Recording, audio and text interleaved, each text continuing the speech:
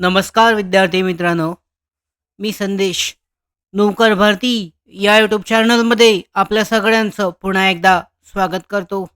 महाराष्ट्र शासन DFSL म्हणजेच न्याय सहाय्यक वैज्ञानिक प्रयोगशाळा संचालय यांच्या अंतर्गत गटक संवर्गाच्या 125 पदांसाठीच्या या भरती प्रक्रियेअंतर्गत नॉर्मलायझेशन नंतरचे ऑब्जेक्शन नंतरचे मार्क्स गुण जाहीर करण्यात आलेले आहेत.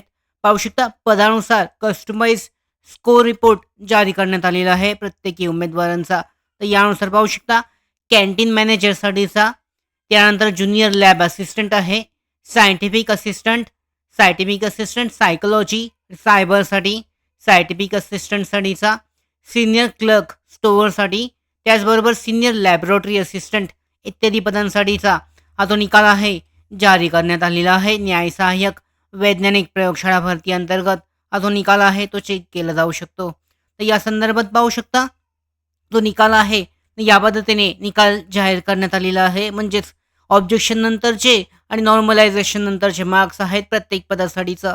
कस्टमाइज स्कोर रिपोर्ट आहे.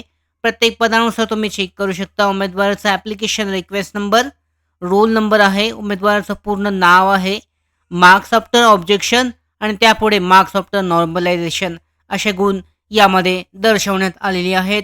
याची लिंक आहे डिस्क्रिप्शन बॉक्समध्ये, डाउनलोड करून चेक करू शकता. प्रत्येक पदानिहाय जी माहिती आहे जारी करण्यात आलेली आहे. यामध्ये पाहू शकता नॉर्मलायझेशन नंतरचे मार्क्स आहेत, ऑब्जेक्शन नंतरचे मार्क्ससुद्धा यामध्ये दर्शवण्यात आलेली आहेत.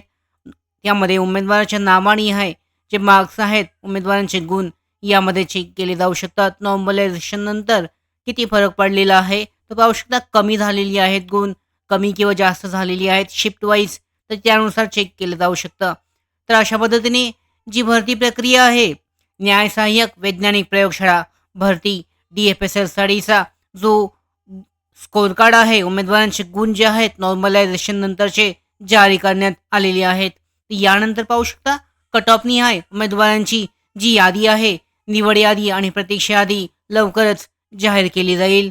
या संदर्भातल्या महत्त्वाच्या अपडेट्स प्राप्त करण्यासाठीच नोकर भरतीच्या यूट्यूब चॅनलला सबस्क्राईब करा.